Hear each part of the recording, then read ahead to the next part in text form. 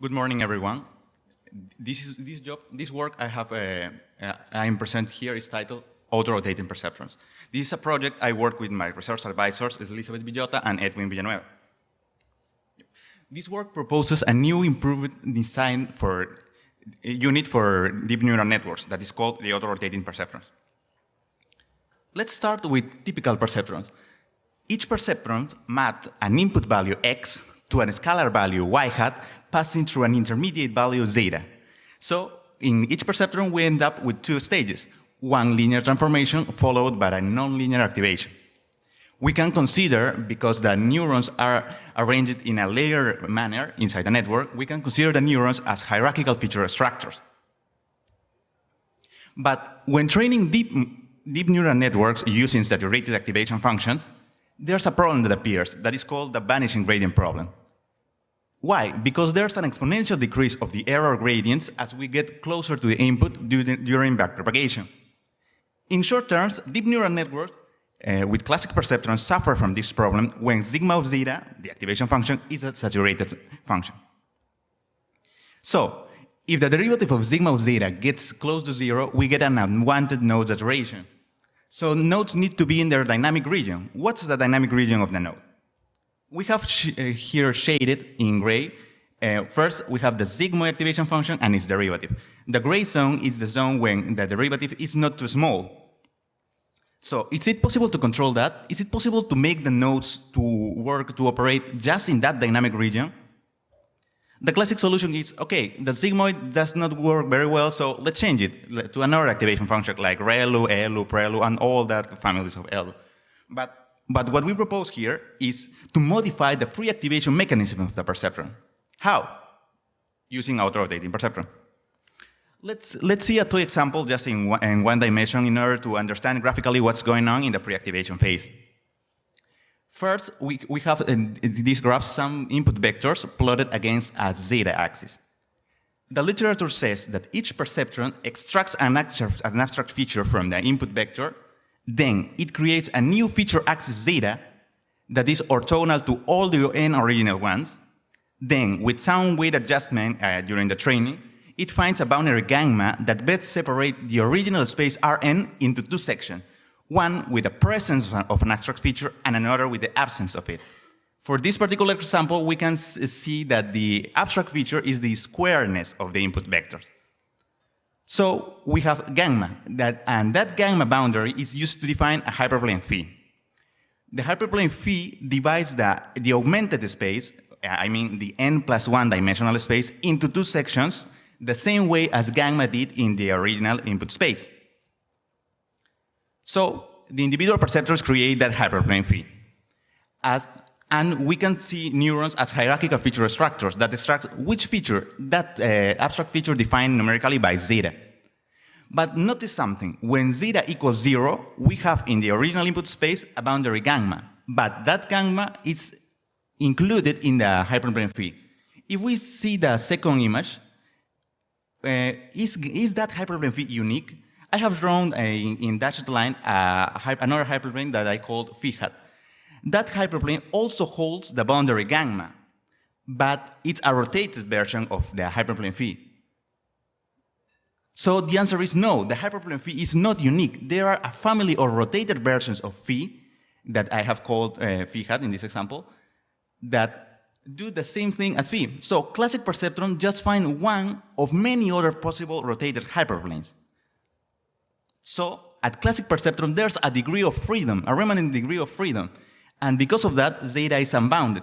If we look at all the possible position for phi and project that to the zeta axis, there's no limitations for the values that the zeta could take. But also, we need the nodes to be in their dynamic region. We need the zeta values to be bounded with a value that I introduced here that is L. So the dynamic region is defined to be from -L to +L. And also notice that the rotation axis is that the boundary, that boundary holds the inverse structure of the perceptron. So we have a nice couple here. We have something that is not controlled, and we have something that we need to control. The auto-rotated perceptron mix these two situations together in order to choose wisely an appropriate phi hat hyperplane that makes the nodes to operate just in the dynamic region. But how? How do we control the rotation? I introduced two hyperparameters, L, that is related to the dynamic region, and XQ. XQ is a vector that all its components are the same, and that component needs to be bigger than X max. That is the maximum value that the components of X is going to take. Also, I present two mathematical conditions. The first one is that xq.L must belong to the rotated hyperplane, and the second, that is the most important, is that the gamma boundary must be included in the rotated hyperplane.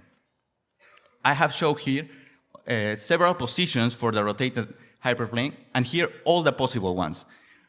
We end up with a green region, and this green region holds all the possible positions for the hyperplane phi hat that include that boundary gamma.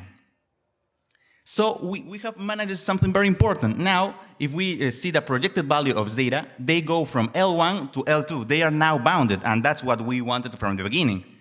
In reality, zeta go from L1 to L2, but the ARP consider that zeta goes from minus L to plus L. And because the region, the range that ARP consider is this, and the real range is this, it's a good approximation that ARP is doing. So the rotation, it depends on a coefficient rho that is defined using the hyperparameters L and XQ. As a consequence, we now limit the zeta values that would enter the activation function sigma of zeta. This is just a toy example in order to understand the functioning, but the formulation is extrapolated to the n-dimensional case. In the n dimensions, we end up with a rotation around an n-1 dimensional axis. So as a summary, we have the auto-rotating perceptrons. What's their work? They avoid the activation function derivative sigma of zeta to be very small. How? By keeping the zeta value that enters to sigma of zeta near 0. Notice that the rotation does not change the different structure of the perceptron because it still has a gamma. We have introduced two hyperparameters, L and XQ. We call it auto because each perceptron rotates independently of the others. And as I have told you, in the general case, the rotation is done around an n-1 dimensional axis gamma. We end up with this structure of the new perceptron. It's the same as the original one, but we add this slice rho. By adding this slice rho that is just multiplying by the coefficient, we managed to do the hyperrotation in higher dimension in the general case. We have some experimental results. We have two neural networks that are almost the same, but one has classic perceptrons and the other has ARP. The goal of this experiment is to achieve high average accuracy by keeping the standard deviation low. We have this graph where we have the test accuracy over the epochs on the trainings, on the experimentation with the MNIST dataset. As we can see here, that average test accuracy of the classic perceptrons, the red curve, is above the blue one. So we could say, oh, the classic perceptrons are better than the ARP. No, but look at the standard deviation. The standard deviation is very high. The results are very scattered. So statistically, in this experiment, we cannot say which perceptron type is better. Let's see what happens with the most complex dataset. I have experimented with Fashion MNIST and CIFAR-10. Here, the blue line is above the red line. So the ARP, in both cases, so in ARP, the ARP are performing better with classic perceptrons. But it's also important to notice that the standard deviation is low. What's interesting to notice also is that with the most complex tasks tested, the improvement is even better. So in summary, the main contribution is to design a new perceptron, a new type of perceptron. It's not a new activation function, it's a new type of perceptron that changes at the core of the neural network. This new type of perceptron helps to tackle the BGP problem. The ARP performance is better on the more complex tasks. The ARP is easy to implement. It's just to multiply with the coefficient rho that is defined using L and XQ. Also, ARP networks can achieve better learning performance than equivalent models with classic perceptrons. All the source code for the experimentation is available on my personal GitHub, and the paper is available on arXiv. Thank you for your attention.